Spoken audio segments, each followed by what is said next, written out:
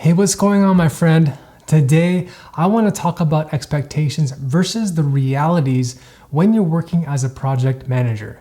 When I officially made the switch from engineering to project management, I had so many expectations because I didn't quite know what I was getting myself into.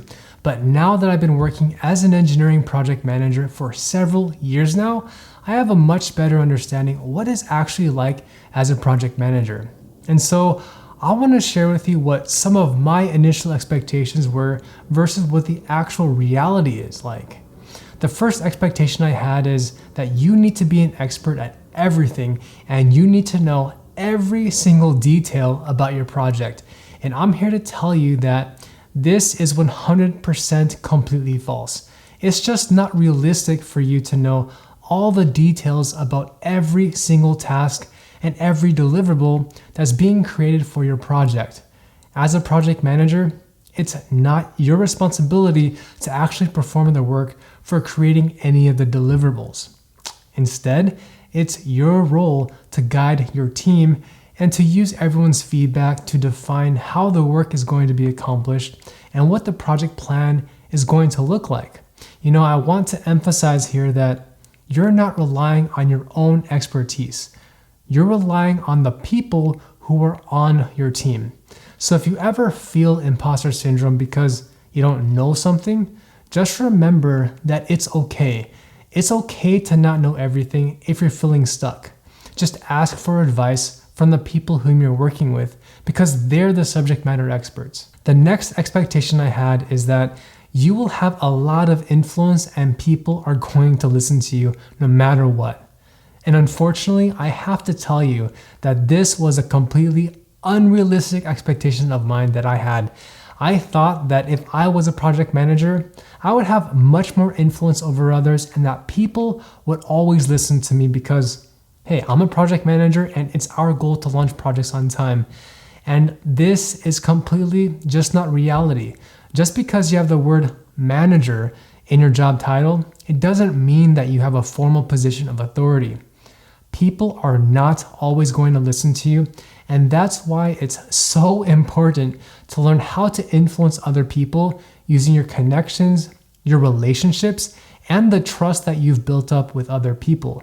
A huge crucial part of project management is learning how to influence without authority, and I've had to learn this over the past few years. The third expectation I had is that you will be using all of the practices and tools from the PMBOK guide. And let me tell you, okay, when I was studying for my own CAPM and PMP exams, I remember reading and studying from the PMBOK guide religiously almost every single day. And to my surprise, I actually didn't use as much of the PMBOK guide as I thought I would in my day-to-day responsibilities as a project manager. Now, take this with a grain of salt. My own experience might vary depending upon what project and which company you work for.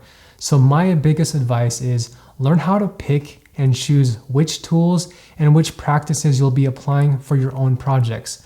Of course, you're not going to be regurgitating the different processes or the ITTOs, but you're very likely going to have to apply what you've learned about managing risks, engaging your stakeholders, and creating and managing your project schedule and budget. But again, not everything from the PMBOK guide will be used, and that's completely fine. By the way, you guys, if you're getting a lot of value out of this video, make sure to smash that like button for me because it truly shows your support and it helps out the channel tremendously so that I can make even better videos like this. All right, so the fourth expectation I had is that you will be held accountable for the entire success of your project. Now, this is kind of like a true and false statement depending on the organization and the project that you're leading. It's not truly 100% realistic, and there is absolutely no way that you will be the only person who's responsible for your project's success. On global, large-scale projects, there are always many stakeholders who are involved, including other managers and possibly even directors. And they will help you to lead and manage your project so that it can become a success.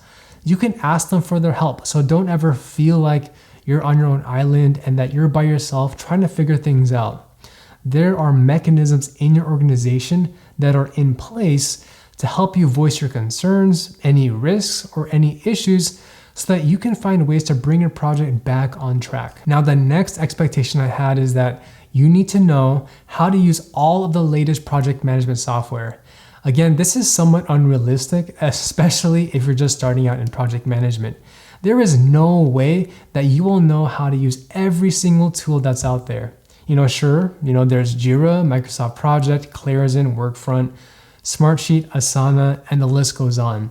It's almost impossible to keep up to date with how to use every single tool that's out there.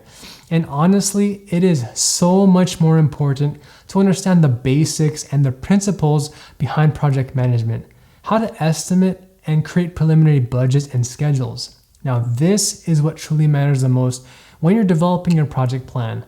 I personally think that if you have a strong understanding with how to use Excel, Microsoft Project, and Jira, this will get you very far in your career and set you up for success when you have to lead any type of waterfall or agile project. Now, this was my own personal list of expectations that I had going in as an engineering project manager.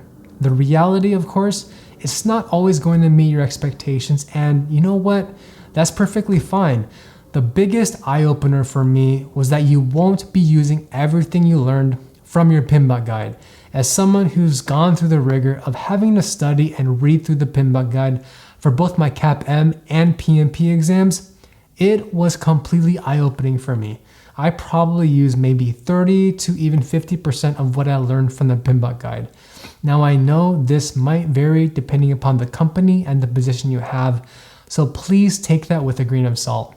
But honestly, all you have to remember is that you can still apply what you learned, but you have to tailor your approach based on what makes the most sense for your project and your company. I genuinely hope that this video helped you out, especially if you're just getting started in project management. If you want to learn my own personal story of how I switched careers from engineering to project management, watch this video next, and I'll see you soon.